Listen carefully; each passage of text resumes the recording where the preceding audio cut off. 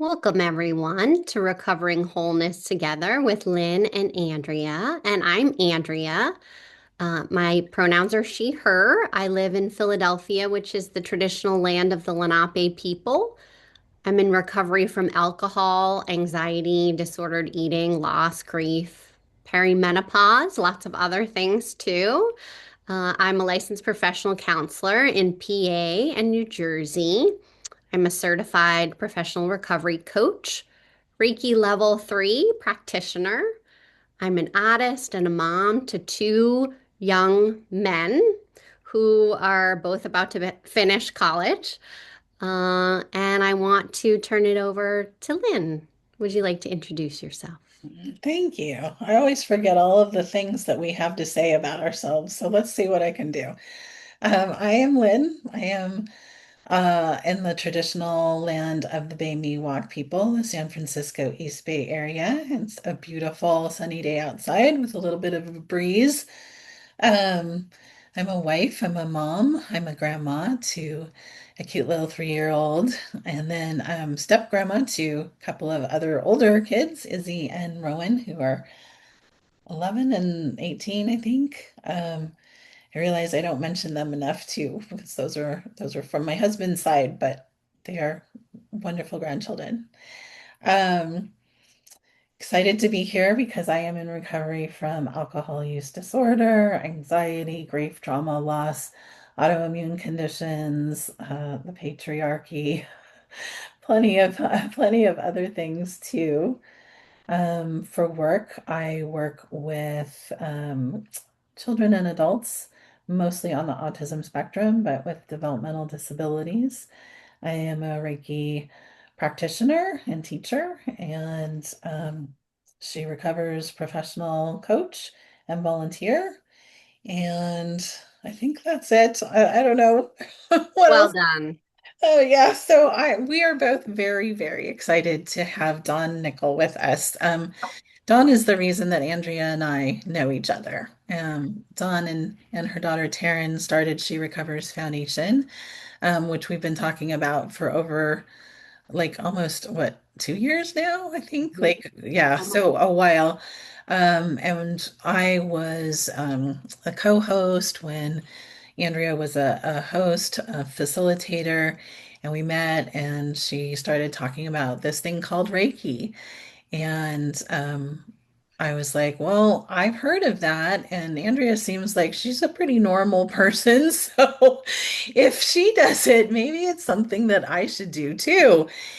And of course, as you all know who have followed us, it's become kind of my go-to recovery tool and primary spiritual tool in life. So, Dawn's outreach can't possibly be measured in my personal world.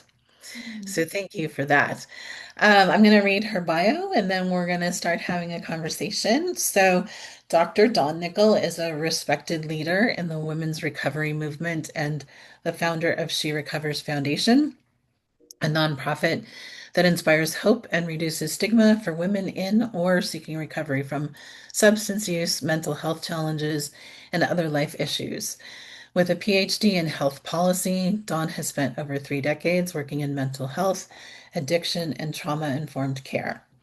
In recovery since 1987 from substance use disorder, domestic violence, and later workaholism, anxiety, and cancer, she brings both lived and professional experience to her work.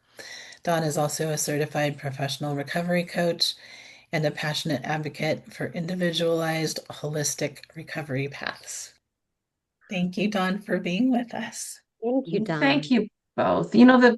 I think the greatest joy I have had in the last 15 years since my daughter Taryn and I started She Recovers is seeing friendships and relationships between women who meet in our spaces. It just delights us. It delights me to no end. And to think of the work that you've been able to do together. It's just incredible. So thank you for having me here. And I always, the other thing I always to say this, I don't usually just, I love that this is just a conversation and we can go where we want, but when people introduce me at conferences or when I'm speaking or wherever it is, I've lost sound how for did a I second. get here? Oh, How did you're I back. get there? How did I how did that scared, unhealthy, confused young woman turn into somebody that has a PhD and gets to lead this amazing community of really, really awesome rock star women? And so just grateful that, I can both be who I am and also be kind of in awe of what recovery does for us. That's Yeah. amazing. What was like, why did you and Taryn decide to start? Like, what was the initial impulse Oh, that created the agency? so total mistake, kind of the accidental movement. Like nothing about it was an intentional. Like it just wasn't. In 2011, I hit the wall with workaholism, and I was a woman in long-term recovery from substance use at that time. And I'd been working a program of recovery really quite intensely since 1987 up until I don't even know, like for about 10 years. And then fell back, kind of was still not using substances, but and still healing and doing all sorts of different things to heal, but wasn't kind of working on my recovery. I didn't consider myself kind of like really working at my recovery. And in 2011, I hit the wall with workaholism, and it like caught me off guard. When I was addicted to substances, I knew I was addicted to substances, and I knew I had a problem. And I spent the years, 10 years between the ages of 17 to 27, trying to manage my substance use. Mhm. Not very well until I finally went to treatment in 2027 and stopped using substances. But I didn't know that I was a workaholic. I didn't know what it even was that was happening to me. All I knew was I was having panic attacks. I was really unhealthy. I was having headaches. My marriage was in trouble. My daughters weren't speaking to me, and I couldn't understand why. They were just always pissed off at me because I wouldn't do things with them. Well, didn't they know I had to work and I had a Mhm. very important job? No, not just one. I had three important jobs. And why didn't people just get off my back? Like I was an important person doing important things. I had been in school for a long time. I had cancer. I took care of my mom for 16 months. Like I was behind in my life and I needed to keep going. And of course, that happens to a lot of us. And for me, it worked for a while. And then I just hit the wall. And I was just, yeah, things were not good. And so for me, what that meant was taking a really hard look and coming to understand that had become an addiction for me, that I was hiding in my work just like I'd been hiding in substances, and that I needed to really do something about it. So I took 4 months off. And during that time, I really started to reflect. I had three jobs that I had to give up. I was teaching at the university, I was a consultant doing research on my own, and I was leading a large research team in government. So I was not working at any of those jobs for 4 months, and they took my Blackberries away from me. Like that's how long ago this was, right? I had a personal Blackberry and a work Blackberry, but I I still had a remember computer, those days. right? They're so Yeah. little. And so I started to blog, and I started a blog called Recovering Dawn, and it's still out there somewhere. But I was talking about being in recovery from workaholism and burnout, and really not making a connection. I mean, I'd made the connection, but I wasn't verbalizing or being public about the connection to recovery from substance use. I was still kind of anonymous and thinking like I couldn't talk about that. And then Charlie Sheen lost his mind. Do you remember Charlie Sheen Yeah. was it like 2000, whatever that was, Yeah. in 2011? And I was just one day I was just drawn to sit down and write a blog that said like, I get Charlie. I was Charlie, and it's kind of just then tied what I was going to my substance use, and started this conversation about how we're all in recovery from something. It really doesn't matter what it is, and that I believe strongly that we had to kind of do recovery our own way, and I'll just kind of started having this conversation.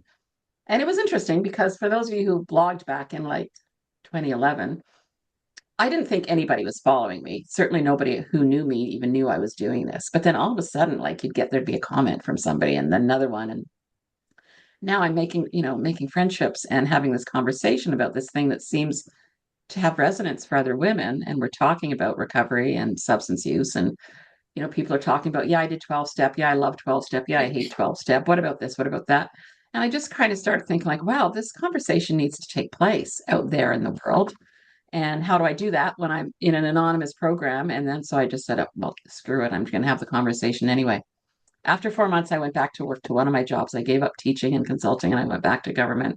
And 4 months after that, I got laid off. They dissolved the research unit, and they gave me a year of severance. So I wasn't allowed to work because I couldn't compete. with other clients. So I took that time to really think about what I wanted to do, and I went and took a recovery coach training with IAPRC, the International Association of Professional Recovery Coaches. And I realized about three-quarters of the way through that I didn't actually. Oh no, that's not true. I didn't take it with IAPRC. Sorry, that's who we do it with now. It was with Crossroads Recovery Coaching. And about three-quarters of the way through, I realized I didn't want to be a coach. I wanted to go back to consulting, and so I went back to consulting after a year. But in that time, my daughter Taryn, who was also in recovery, and I decided we'd like to have a retreat. And so we hosted our very first women's recovery retreat in Mexico in November 2012. And that just turned into more retreats. And I put the blog away and started a Facebook page called She Recovers instead. I didn't want it to be about recovering Dawn, or didn't want it to be about me. I want it to be broader. And then that just kind of turned into what it has become now. So it was an accident. We were just retreats in a Facebook page from 2011 to about 2016. And then we started planning a big event. She Recovers in New York City. And we knew that like it sold out, and there was 600 people coming, like it sold out quickly. Yeah. And we knew that there was going to be interest in what we were about, and yet we hadn't really defined what we were about. So we wrote our first set of intentions and guiding principles, our philosophy, the DNA of our organization, and created a coach certification program for people who were already coaches. And we rolled that out at our event in New York City in May 2017. And then just people started joining and, doing the trainings, and we kept doing the conferences, we kept doing the retreats. Everything was just kind of rolling along until 2020. We were a business, not a nonprofit. And then COVID hit, and we had applied to become a nonprofit because we always felt that we were more of a nonprofit model, primarily because we never made any money, but also because, we thought grants and donations would probably be a better revenue stream, or like a better support stream for us than just always trying to sell retreats. And the retreats were, and they still are wonderful, but we didn't want to become a program known for those bougie women's retreats. Mhm. Although we love offering bougie women's retreats, but we want like the revenues from those, we wanted to fund more accessible programs and offerings. So when COVID hit, we started our online gatherings, which are really, one of the cornerstone mission programs, but they're not the only mission program that we have, although they take up a lot of energy and a lot of space and a lot of oxygen. And yeah, so we just call it our accidental movement. Accidentally took off in the United States, where both of you are. And of course, not everybody knows this, but Taryn and I are in Canada. So yeah, an accidental American movement of women's recovery that we're just so proud of. And it's truly, Taryn and I, like I said, it was not intentional. We just started doing what was in front of us, and it's been a beautiful co-creation with so many amazing women like the two of you. And yeah, I think we're just like, it's a community and a collective of professionals who are really invested in this concept of we're all recovering from something, and we need to kind of pull in all sorts of different tools and modalities in order to heal. So I love, I really love the emphasis that we have and you have on somatic healing. I just think it's so important. So but the work that you've both done is just incredible. I'm so proud of both of you and so proud to know you, both of you. Thank you so much. What's that outreach look like? Are you guys in every country? Do you know? So the She Recovers Foundation is a 501(c)(3) in the United States. And then we also have She Recovers Foundation Canada. So we are in Canada. And so when I think like we are everywhere, we have people on our gatherings from all across the world, Kuwait, most recently, like a regular attending from Kuwait. Amazing. And we are about to, this summer, actually start kind of putting down roots in the UK, Ireland, and Europe. Taryn and I are hosting 3 retreats in Ireland next spring. And as part of that, we're doing some outreach now with some people over there where we want to do more over there and bring, just kind of bring what we have to offer over there. I think the United States is definitely the most advanced when it comes to like the modern recovery movement. Most of what's taken place related to the modern recovery movement has been out of the United States, but there's a lot that's also gone on in Europe. Not so much in the women's space over there, but we're just going to kind of bulldoze our way in. Awesome. Yeah. You didn't set out to create a global movement, but that's what you did. Mhm. Yeah. And I think that, that phrase, we're all recovering from something, I think that that is, I don't know that I feel like you coined that phrase, right? Like, I don't know that there's other recovery spaces that are talking about recovery in that way. And so I wonder how that was for you, how that resonated, because it really feels like to me, when I'm in the meetings as a participant or, facilitating the meetings, this idea that we all have something in common, and it is that we are all healing. Um, did you expect it to resonate the way that it did? I think that it was such a it was just such a strong sense that I had. And I had it long before 2011. When I was in my 12-step recovery program, and I still consider myself a member of a 12-step recovery program. I'm no longer particularly involved in that program, but the thing about 12-step recovery is the only requirement for membership is the desire to stop whatever it was the program is about. So nobody can ever take my membership or my seat away from me because I'll always have the the desire not to use drugs. But I just remember thinking, for the many years that I was really involved in the program, and this will sound familiar to you, but probably others as well, the idea that, wow, everybody could use a program of some sort, right? It doesn't, I thought about people in my life who didn't use substances, but my best friend's mom had died when she was 15 and she struggled with a lot of different things and not substances, although I tried to encourage her to use substances. I thought that would help. Great friend. We're still best friends. It's okay. She forgives me. But it was just kind of like, yeah, like she could use this. And then other people that I'd meet, like, they were maybe like somebody who had a gambling issue or whatever. So this concept that we all had something was there. It wasn't until I hit the wall with workaholism myself and I saw how similar the journey was to try and heal from that to what it was. It was kind of like, I had to get honest. Like, yeah, I was like actually really sick with workaholism, and I needed to identify and admit to myself and to other people what that looked like for me. And then I had to kind of find the resources that could support me, and that was therapy, yoga, breath work, all of the different things that I kind of tried to utilize, and a great many more things than I had utilized my first run at recovery with substances, which were just meetings. Just went to meetings and that was recovery and that's all you did and that's all there was. And you didn't really think of anything outside of that. But by 2011, I mean, there's just so many more things, right?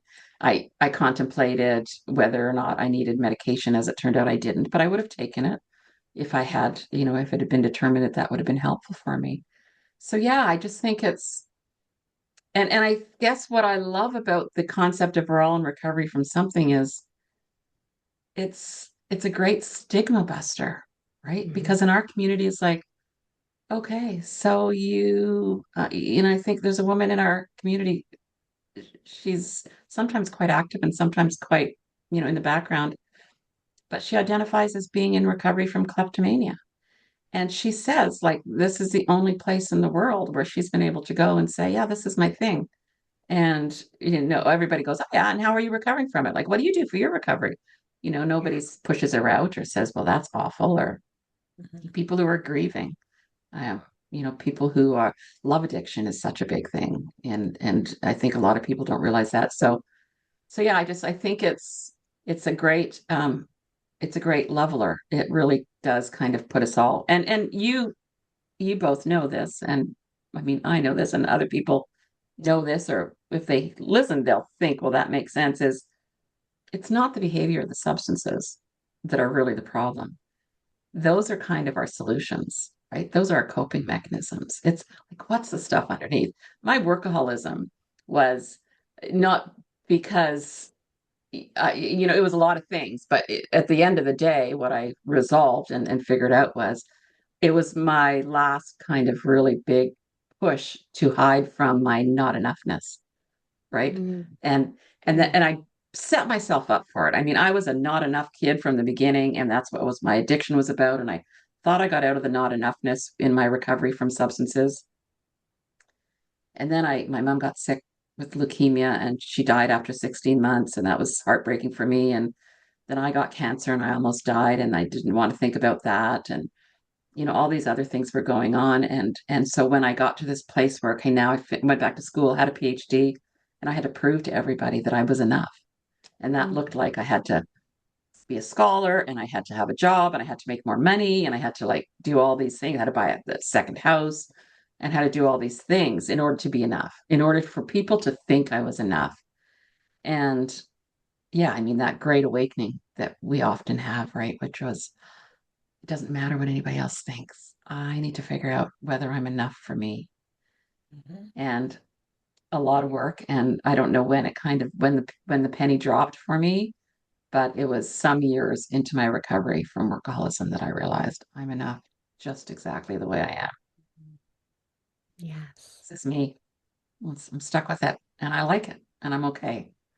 So I'm sorry, that was a long, kind of It's okay. winded response to I don't even remember the question, but this is what happens. That It's go ahead. Yeah, that was no, that was fantastic. I was asking how that that phrase, we're all recovering from something, where that came from and how that resonated so profoundly with the people in the community initially back in 2011, but also today, and even when as a professional, when I'm recommending She Recovers to clients, whether it's counseling or coaching clients, I often don't know how to describe it because it is such a unique concept, both that idea and the movement itself, right? I think the other positive thing about it is it's non-threatening. I think for a person to come into a community or into a setting, they don't really have to disclose what their thing is, which they may not be comfortable doing for a while. Yes. So they can just come in and go, yeah, I'm in recovery from a bunch of things. And today I'm not really, I don't know what to say I'm in recovery from. And Mhm. nobody's going to go, well, you can't come in here unless you tell us exactly what it is you're recovering from. Like nobody does that. So I do think that. And the other piece I want, like growing up in a program that was for people who with addiction, I saw that there was another program for the people who loved the people in addiction. And Mm. it always bothered me that we were separate and siloed and that somehow like the people that were so I mean basically it's AA and Al-Anon or NA and Nar-Anon or whatever it was that somehow like we were the important people and they were like the auxiliary. They were like the women's auxiliary. I just don't think that that was ever fair. I always felt that rubbed me the wrong way too. I felt like why do the conventions have to be just for this and just for that? Why can't we all be together? So being able to bring everybody together the way She Recovers does has been like a real impetus too, for the movement, but also really for the foundational philosophy, which is we are all just kind of the same at basis, and let's not continue to separate. There's enough separation. I mean, because when we start to separate, we begin to polarize, right? And it's this Mm. versus that, and this versus that. And even in Yes. recovery, we have a lot of polarization. And I like to do what I can to break down those binaries. Yeah, like you, Don, I have a background in 12 step because that was the only thing that was around when I was in my 20s. And um, I can, that definitely resonates for me, what you just shared. And I love the way your foundation, your movement, this community that we're in together really recognizes the similarities. I was always told to look for the similarities when people are sharing their stories, but really honors the differences that some people they truly need to find their own unique pathway to recovery. And it's empowering for women to hear that you have agency, you can make choices. I think that The interesting thing about it is, as you're talking, like this is all just late breaking in my brain, but it's because as much as we're all recovering from something and it's inclusive and everybody's welcome, we're also very specifically women centered, right? And that as much as we're all alike and we have all this stuff out there in the world, kind of, because we're all recovering from something, not just women. But the fact of the matter is that as women, we deserve this place that is uniquely ours because it's different for us. You talk about being in recovery from perimenopause. I'm giving a talk on Saturday at a conference called Menopalooza, and it's a menopause conference, and I'm talking about substance use and menopause. So we are so different. Like as women, we get to claim this space. Sorry, Lynn, you were going to say something. That was great. The theme of we're all in recovery from something has been super helpful for me, specifically when trying to talk to people, because if you look at who we've interviewed, I would say 50% of them do not identify as in recovery for, for substance use. There's, Sean who, is leading in recovery from traditional church and religion. And, here's a different pathway that isn't, all of the dogma and whatever. So there's all of these different recovery pathways for different people for all kinds of different things. And it's been just such a like door opener to for me to be able to have conversations, because I can say like I'm in recovery from alcohol use disorder, but just like you mentioned, that was just the tip of the iceberg. That was just, what I was using to treat all of the other things below it.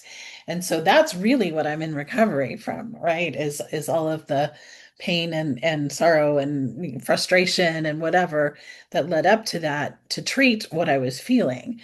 And so that's what everybody can relate to.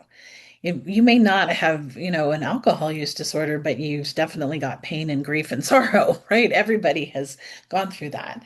So it's just such a great way to be able to open up conversations and be able to say like, here's this great organization where you can be 100% yourself all the time. So for those that don't know, who may be watching this, although probably most people who watch this will be familiar with She Recovers, there's like 2 free meetings a day, every day, online on Zoom. And the women who come are in bed, they're in pajamas, they're not turning their video on, they're sitting outside in the sun with their dog, they're working, that like it's not like where you have to, look a certain way and come in person, although there are in-person circles as well. But I mean, it's just so open to being exactly meeting you where you are at the time that you're there, and you can be in recovery from, having an argument with your boss. It just doesn't, you don't have to fit into some really Losing your tight, job, yeah, losing your mm, job. Exactly. So that's struggling with definitely, finances, like all the oh yeah, things. financial recovery is huge right now. It's like a really tough time for the job market here. So yeah. I wanted to ask what your favorite tools are. Obviously she recovers, but what are some personal tools that you like to use in your own recovery path? I think there's a kind of a range of maybe a mixture of tools and strategies, right? Mhm. Some are tools and some are Yes. strategies. And the strategy has always been connection in recovery for me, right from my early 12 step. Just always been like I need to have a team. I need to have a team of people that I can reach out to, and and I do, and the team changes, and sometimes the team is always like peers. It's always a solid set of peers, and then usually a therapist. Although I haven't been in therapy for about 3 years right now, and it's one of those things where I don't know. Like I say to myself, do I need to go back into therapy? What do I need to do in therapy? I don't feel like Mhm. there's anything.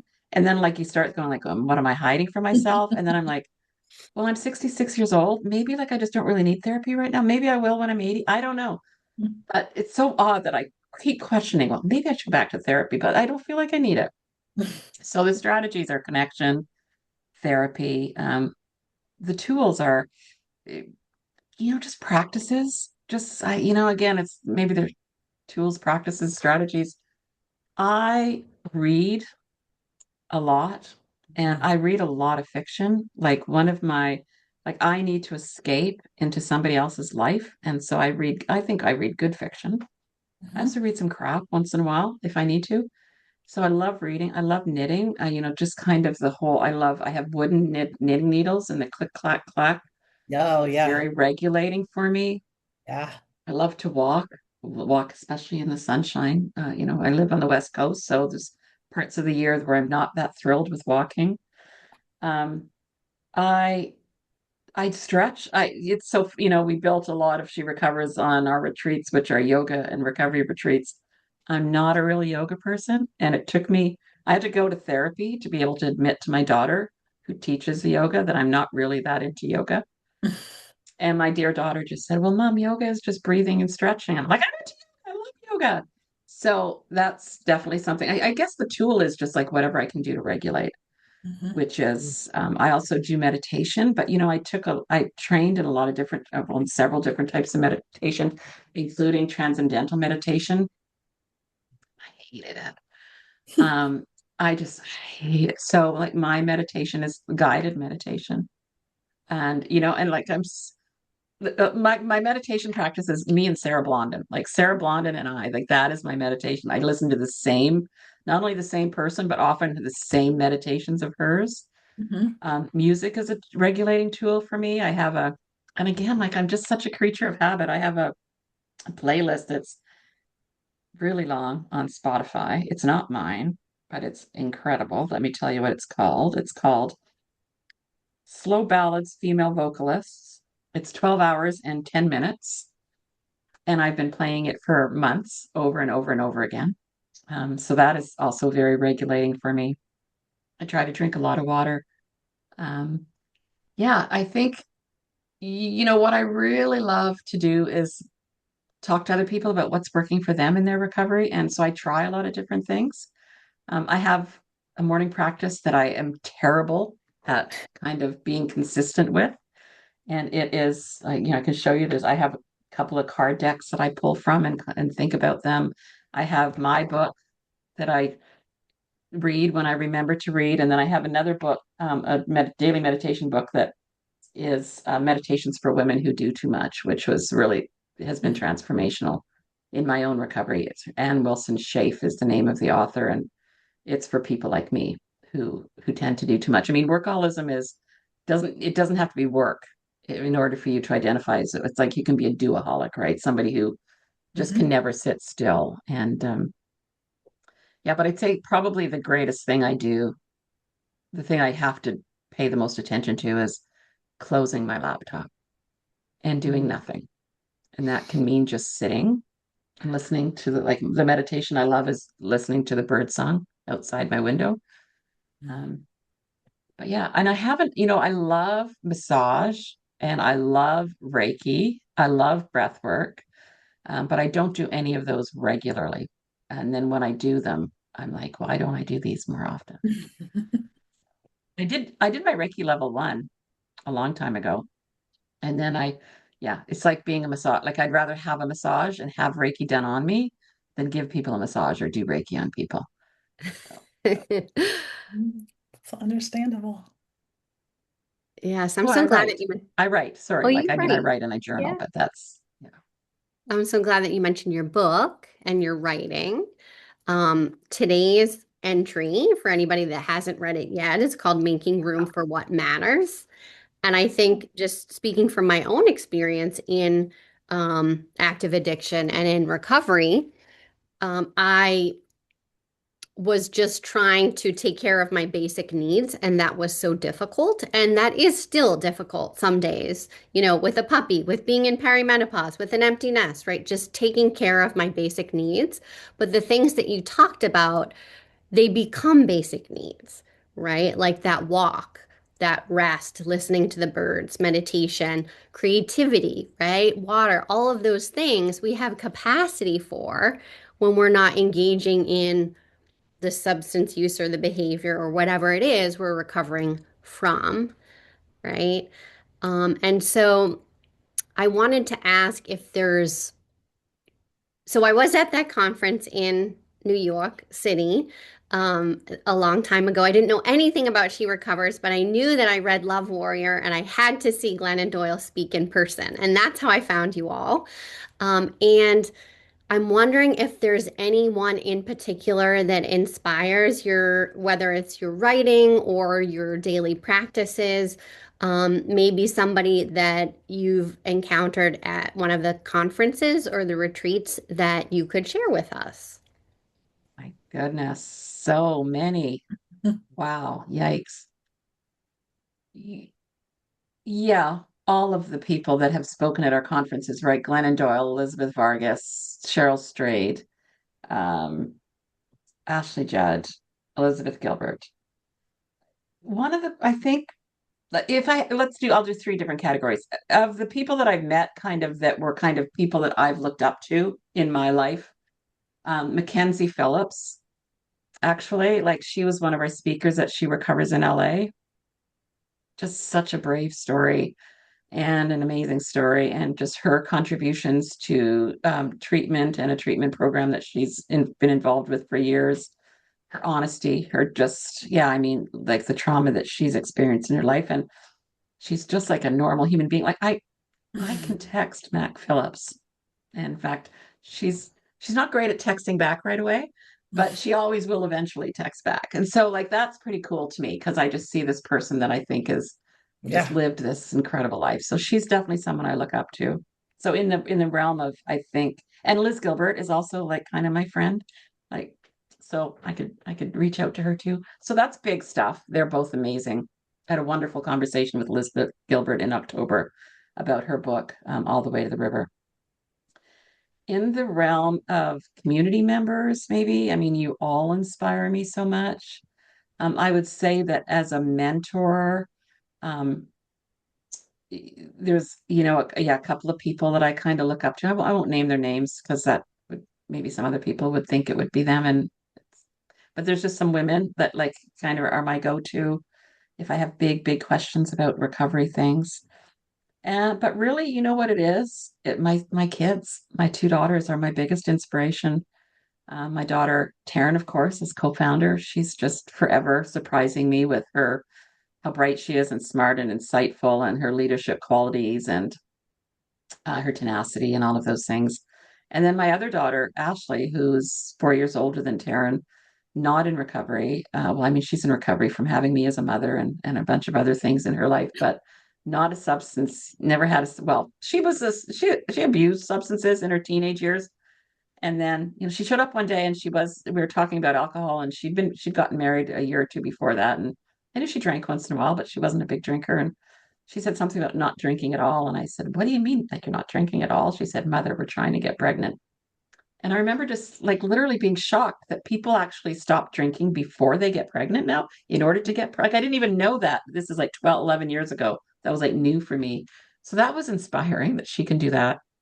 And then she has two kids who are, one has some higher needs than your average little 5-year-old boys. And she just inspires me, just the way she shows up for her kids over and over and over and over again. I don't know, both my girls are like incredible mothers. And I don't sit in shame about what a shitty mother I was in comparison, but I was a shitty mother in comparison. Let's just say that. I didn't have a lot of the knowledge and understanding, but I also just don't think I had the patience. And also I'm still not convinced entirely of the gentle parenting versus how we parented thing. I think there's somewhere maybe in the middle, but that's a whole other different podcast, I'm sure.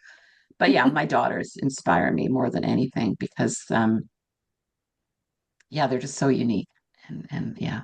And then lastly, I guess just in terms of like it's every woman who I ever listened to share at a retreat, on a gathering, uh, on a podcast, like just women in recovery in general, writ large, are the biggest inspiration, always and always will be.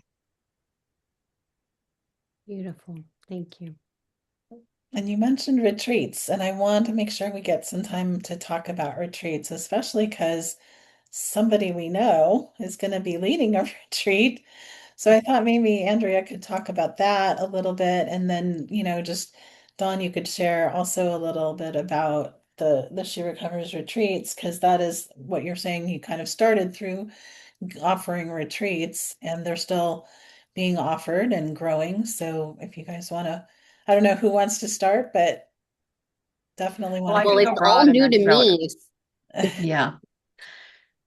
So yeah, the retreat started out with Mexico retreats, and then we started them here on the West Coast. And now there's two different categories of retreats. Now there's She Recovers Foundation retreats, and there's She Recovers Founders retreats and professionals retreats. So She Recovers retreats currently on the books. The next one is in Cantley, Quebec in September, and it's with Pate Kennedy from our team, who is our retreat person. She does all the retreat things, makes all the decisions about retreats. She's going to be co-facilitating with Ann Dowsett Johnson, the author of a book called Drink. And Anne runs this beautiful, well, it used to be called Writing Your Recovery, and now it's called From Memory to Memoir. So it's a retreat, it's a writer's retreat. So if you're interested in writing, Mhm. we actually did this retreat in Minnesota in 2024 with Anne. Transformational. So that's happening in September. In October, for like the fifth year, I think, She Recovers is hosting two retreats in York, Maine. The first one is with Kathy Robbins and Mary Beth Murphy, two of our professionals. And the second one is with Peyton and Andrea. And the first one is sold out. The second one has one spot left. Oh. And what we like to do is, the foundation likes to do is partner with our She Recovers professionals, but we're a nonprofit. We have very little money. So, like, the decisions about who's going to co-facilitate often comes down to who do we not have to pay for an airplane ticket for? Um, but also what do they bring? Obviously, it's not just that. So, um, Peyton was particularly interested in bringing some art to a retreat because the venue that we're at there doesn't really, it's not a yoga venue. Like, there's nowhere to do yoga. So she's wanted to bring in something different. So she decided to bring in art. And then the next one is in March in Texas. So we have this beautiful retreat called Retreat Ranch that we go to and have been going to for years. And that's just outside of Austin. So those are the She Recovers retreats. We're looking at some other things that we'll be doing out of She Recovers. And then Taryn and I host here on the West Coast. We're hosting 3 retreats in Ireland next year. They're all sold out. And we're also, yeah, looking at some other places, perhaps in Europe, for us, the two of us, to do retreats. And we host the retreats on the West Coast, which I think there's like 1 or 2 spots left in our August retreats. But what I like to say about retreats is, when I got into recovery, it was not anything that I could ever have afforded to do. And I had to do a lot of financial recovery before I would have been able to afford a retreat. But what an incredible gift and celebration it can be for people. Um, some women sign up and they have the means and it's nothing for them to sign up for a retreat. We know other women who, like, they literally save for 2 to 4 years to get on a retreat, and they're always transformational. It's the therapists who have attended our retreats say that without a doubt, our week-long retreats in particular are like equal to a year of psychotherapy because it's such an immersion in being with like women who are talking about things that matter, that it opens other people up to talk about what matters. So thanks for asking. The retreats are something, like, I keep thinking I'm going to age out of them. I'm getting, as the older I get, I know, but the older I get, like, I don't want to go anywhere. I just want to stay home. But I think I have a few years left in me. And the ones that are here on the West Coast, I only have to take a 30-minute ferry ride, so I don't have to give those up. But I think I might be winding up my retreat travels in the next few years. Mm. Good information. I definitely have to get on a retreat before Dawn retires from the retreat rounds. But I this won't will do be, that thing where I tell everybody I'm retiring and then I keep not going away, like some of those people do. yeah. I'll mean it when I say it. Yes. Well, this I'm so excited to guest facilitate with Peyton, and this will be my first She Recovers retreat, and I'm just thrilled and so excited. And it does seem like there's something really special about She Recovers retreats. All of the people that I've talked to that have gone on Yeah. retreats with She Recovers say that it And is. it's the women that come to them. It really, like, that is what the magic is. It's the women that come to them. And I know that Lynn and I have talked too about having conversations about retreats, and I'd, always love to support professionals to do host their own retreats, because as She Recovers professionals, we can, if a professional decides to have a retreat, even if they allocate just a small portion as a fund as of funds to the foundation, then that puts it in a category where we can promote it. So that's been helpful for our the people who have done retreats, because I know that a lot of the She Recovers professionals have filled their retreats with She Recovers community members. It works. Yes, it's the people that make the difference. Yeah. Well, there will be a Reiki retreat at some point coming soon. I'm talking to Marcy Donnelly, who's been one of our guests on the show and has published a book, The Inside Guide, and so it's going to be like an art and Reiki retreat. Andrea will come out here, and the three of us will be leading it. So I don't And know as I said, when. like, and I'm sincere, like, I happy to get on a call and share all the best practices. We've done over 70 retreats between the foundation and Taryn and I. Yeah. And so we kind of think we're pretty good at it. Yeah. Oh, well, we will absolutely be taking you up on that. I've been starting my own, not my own, like the owner, but I'm the vice president of clinical operations at my company, and which opened in August. So for this year, I've been just slammed, but I am hoping that starting kind of in the fall of this next coming fall, things will have slowed down a little bit and I can go back and regroup and focus on some more of the recovery work. Mhm. Um, Yeah, Yeah. well, where, and retreats are awesome. And honestly, like, if yeah, there's just a process, and there's great tools. Like, there's a great platform that I would recommend. And yeah, it's just if you have a venue and you have a program and you have the facilitators, you're good to go. Yes. Yes. And all this time that we've been talking, not just now on the podcast, but that Lynn and I have been connected, we have never met in person. And so I need to give Lynn a hug in person. where Yes, we're gonna make Were it neither of happen. you at Chicago? she was. Yeah. Yeah, Okay. we just have not crossed paths yet. Yeah, Oh, that's there's a whole country in between. it's true. It's Yes. Yeah. well, We're then, about my as far goodness. apart as we can get in this country. I mean, obviously, the world is Yeah. bigger, but yeah, I've met a lot of the local California She Recovers participants, which has been great. Great. So I'm really grateful for those opportunities. But yeah, no, I haven't. I have a pretty severe arthritis, so travel is Yeah. challenging and something Yeah. I'm working on, but we'll get there. Well, and Yes. I will say, when I was talking about the greatest inspiration are women in recovery, the thing that thrills me the most in this whole project is when somebody posts a picture of them with their very best friend in the Mhm. whole world that they just met in person for the first time. Mhm. Yeah. Like, it's so fun to see people in meetups and get-togethers. We've come to depend on virtual, and it's so wonderful that we can do all that we do over Zoom. But yeah, But there's there's just a nothing little like extra being in special person. sauce when you're in person, and you'll find Mhm. that when you meet together. Incredible. And you'll Yeah. go, "Oh, you're taller than I thought you were," or shorter in Andrea's case. Yeah. Exactly. Yeah. Exactly. Yeah. Well, Can't great. wait for Where that. This has do been great. where do people go? I mean, we know, but I want you to share. Where do people go to find out more information about you and your offerings and She Recovers? So She Recovers, you just Google She Recovers, and we're like right up there in the search engines. We come right up. And for if you want to find out more about my book and me and all the other retreats that I do that I forgot are in Mexico. We do Mexico February. So all of the retreats, whether it's a She Recovers retreat or a retreat of mine and Taryn's or one of Peyton's, are all on my website. So donnichol.com.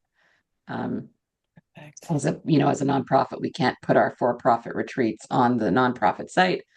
We can promote them in our spaces as fundraisers, but I just put all of them on my website so that they're easiest to find. Anybody who wants to know what Peyton, Taryn, and I are up to with retreats just goes to my website, and they're all there.